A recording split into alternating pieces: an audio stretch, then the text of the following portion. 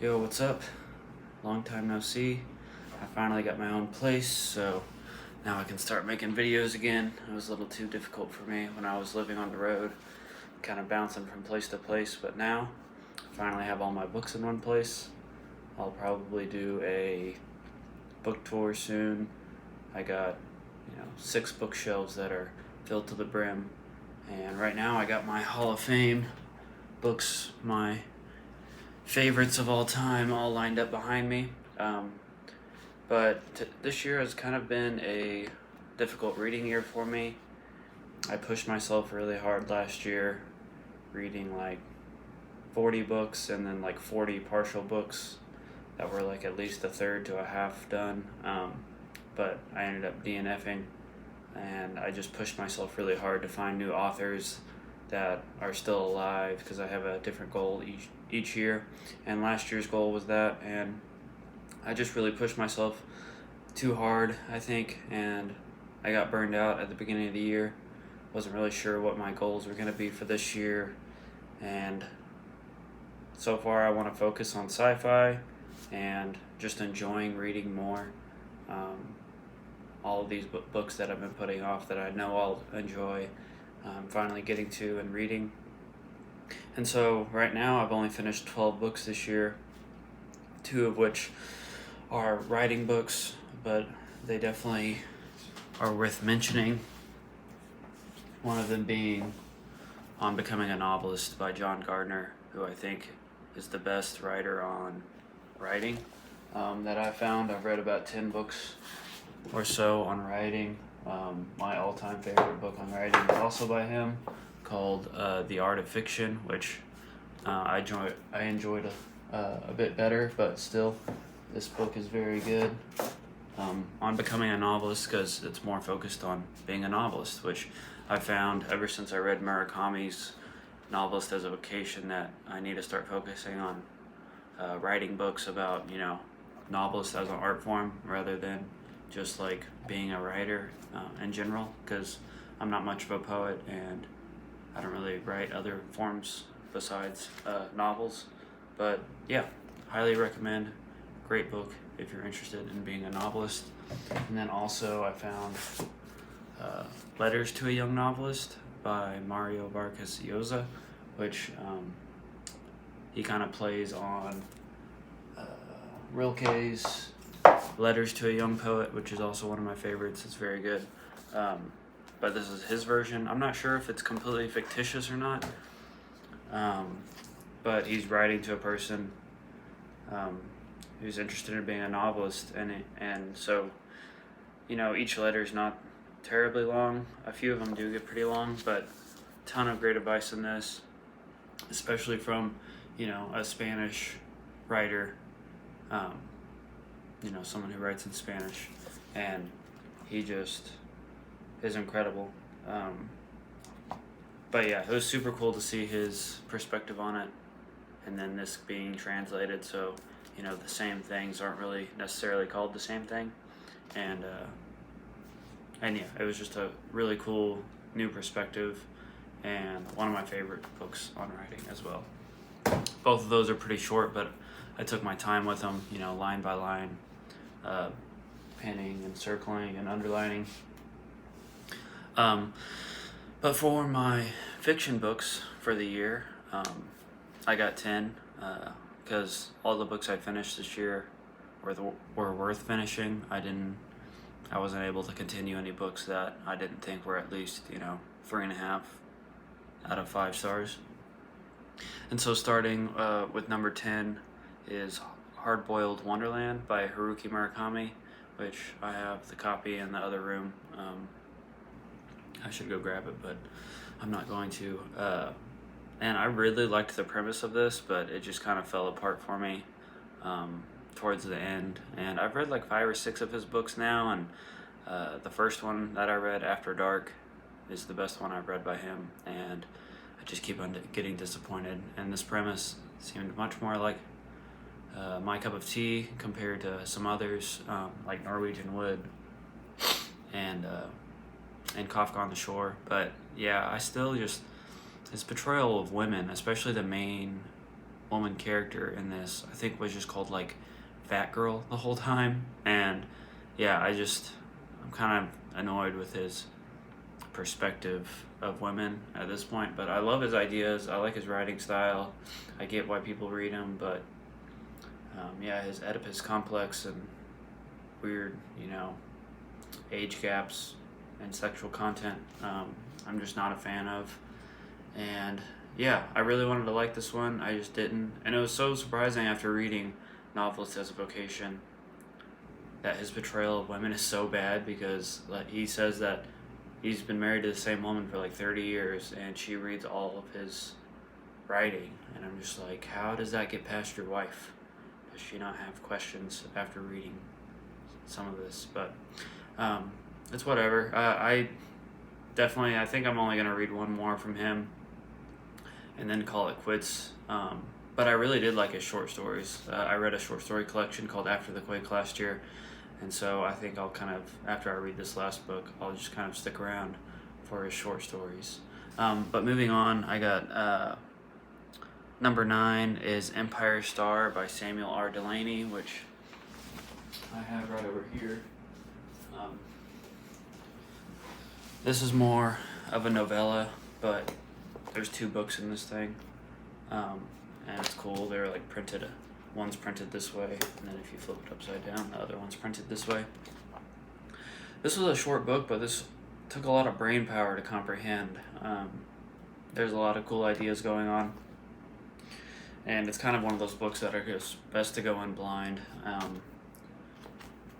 I'm not really sure if I like Samuel R. Delany yet or not. Like, he's definitely very intelligent, knows what he's doing, but I don't know, something about the rhythm of his writing and just like how confused he makes you most of the time.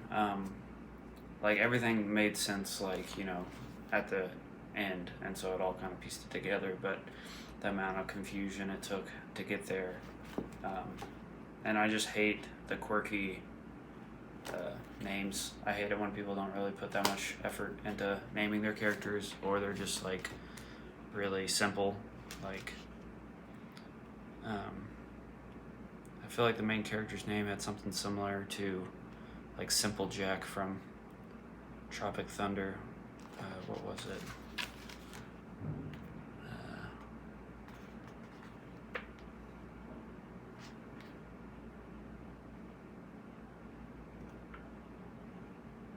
Comet Joe. His name was Comet Joe.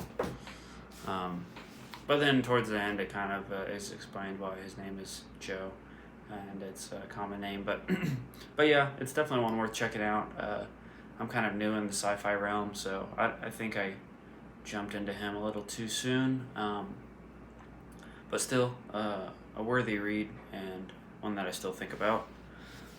Next is sadly Snow Crash by Neil Stephenson, which is also one of the smartest writers I've read, but as for storytelling, like plot wise, I didn't really find out until later that apparently he's not very good at endings, and the first half of the book was great. I had it at like 4.5 out of 5 stars, and then just the more and more I continued, the less it got, and by the end I was struggling to finish. I was just sprinting to the finish because I didn't really care at that point, and I just wanted to know what was going to happen. But I don't really like thrillers or action-packed books, so I think that was my biggest problem. It's technically a techno thriller, but it's one everyone's heard of, so it's worth reading.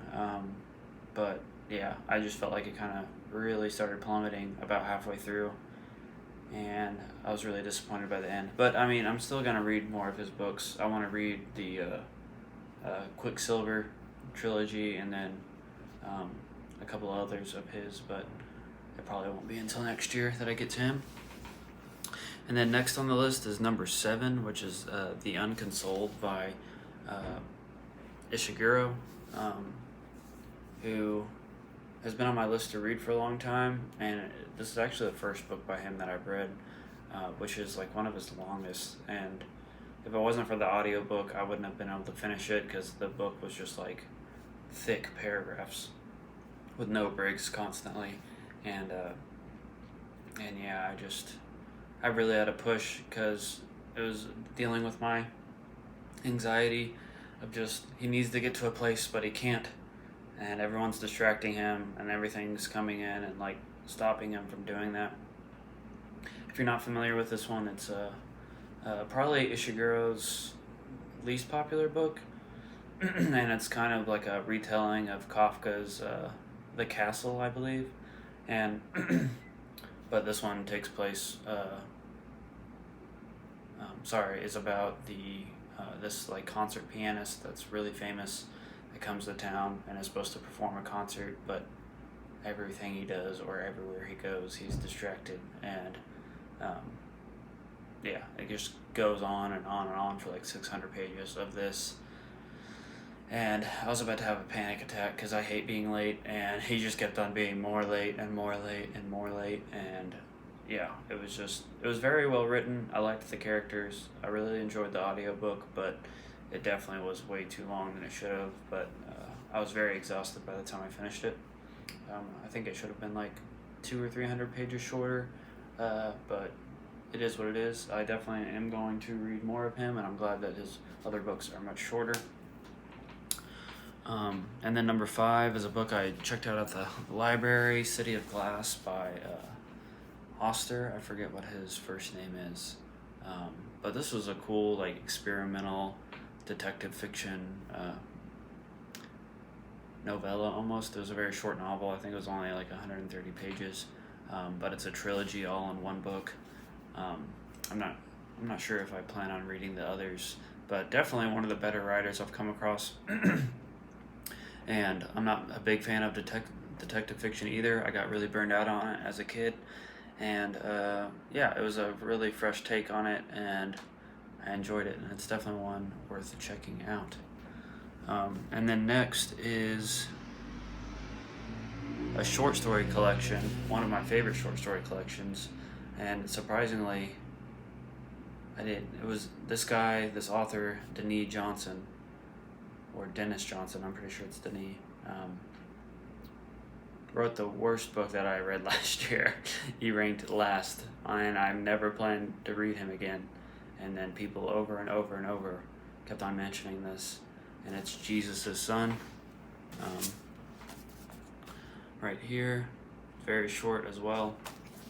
But every single short story I liked, and I just really like stories about kind of down and out characters, whether they're homeless or like train hopping or doing drugs or committing, small crimes, people that just live unconventional lives and don't really have it together, and that's exactly what this book is.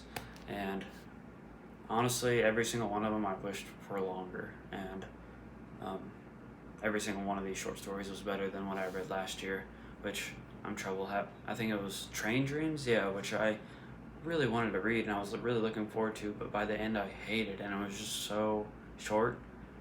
It was like one of the lowest rated books I've ever read. But I'm glad I gave him another try. He's definitely much more of a short story writer to me, but I'll give some of his other stuff a shot eventually. But yeah. And then moving on is, what do we got here? Oh, yeah. One of my favorite movies as a kid. I finally came across the book. I didn't even realize it was a book, but it's Big Fish by Daniel Wallace, coming in at number 4 for this year. Super easy read, flies by, short chapters. It's a son telling the story of his father's life as legend or myth, or as he was told. And if you haven't seen the movie, it's a Tim Burton movie with Ewan McGregor and Helena Bonham Carter, and it's just incredible. I really liked. Oh, and Danny DeVito is also in it. And yeah, it was one of my favorites as a kid. I love the set design. I love the story, the like eerie surrealness to it. Nothing really makes sense because it's not logical. But yeah, I actually enjoyed the movie more than the book, even though I gave the book like a 4.25 out of 5, which is pretty high for me. And yeah, I mean, it's definitely one worth reading, and I enjoyed it a lot, and I'm glad that I found it. I love this edition too. And then coming in at number 3 for this year is Assassin's Apprentice, which is right here, which I also listened to audiobook, but it's incredible. One of the best fantasy books I've ever read. I gave it a 4.5 out of 5. And yeah, it's great. This is now kind of behind Lord of the Rings and my fantasy ranking. And yeah, it's gonna be hard to beat. She's an amazing writer. I prefer character-driven, prose-driven stories, and her writing is top-notch. All the characters are believable. They feel like they're actually full of life and that they're different people. And yeah, there's so many characters that I like. This never happens for me. Like, almost every single character besides the villain that I'm supposed to dislike, I like. And it all takes place, and through Fitz's eyes, which is the main character. And that's pretty impressive to just tell such a long story through one person's perspective. Excuse me. And and yeah, it's just some of the best writing in fantasy easily, and she's now one of my new favorite authors. This is one of the series that I already owned all 3 because I knew I would like it, but since I knew I liked it, I put it off for some reason. But I'm so glad that I've read it now, because it's definitely up there with one of my favorites. And yeah, everyone who's into fantasy should read it. And then coming in at number 2, which I finished, I think was the first book.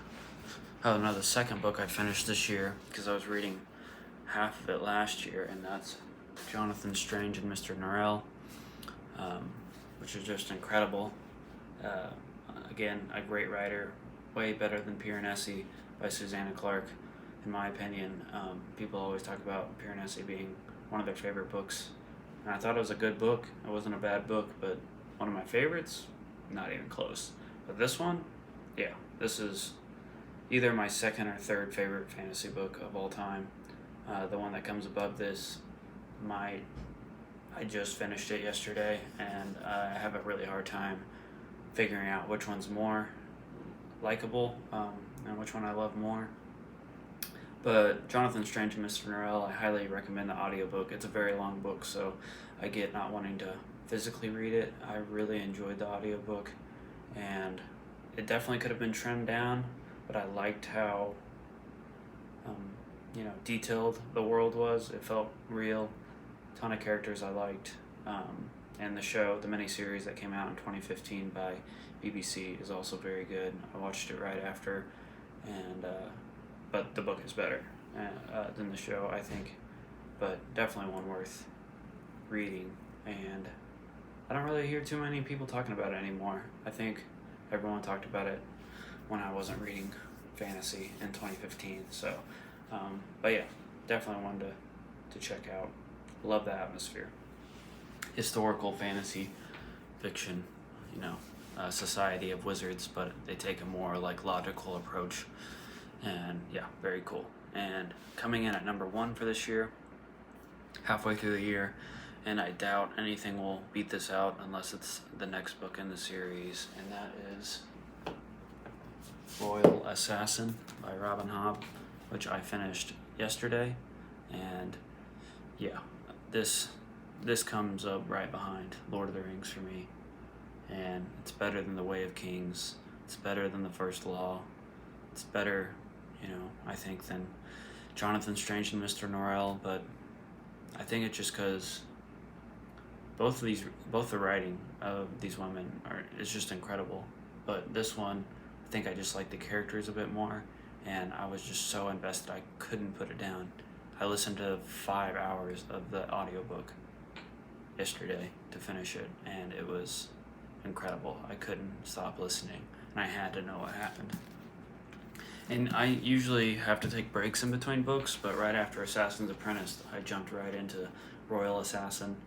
And the reason I put this series off for so long is I'm not a big fan of assassin fantasy, but really, it's only in the title. Like, he's an assassin, but like whenever he does any assassinating, he just or she just kind of skips over it. It's like fast forward, and I kind of like that because it's not action driven. Really, it's very much more political, um, like character driven. People talking with each other, all these different relationships that Fitz has with all these people around the castle, and then his relationship to a wolf. Um, that he's like best friends with, and just like everyone in between. It's just really incredible, and that's a big reason why I think I didn't really like the first Law as much as I wanted to, or Snow Crash. It's just like it's so action driven. Like I don't need to have action to be entertained, and I don't really want action. That's a big reason why I don't read thriller. I don't read mystery. Like I don't really care if someone kills someone. Like especially like in a book, it's I don't know. It doesn't have that much of an effect to me, but she built the relationship and the characters so well that by the end, when people are in physical danger, like it feels so much more real. And I was actually like on the edge of my seat, like sweaty palms, like yeah, it brought me back to reading.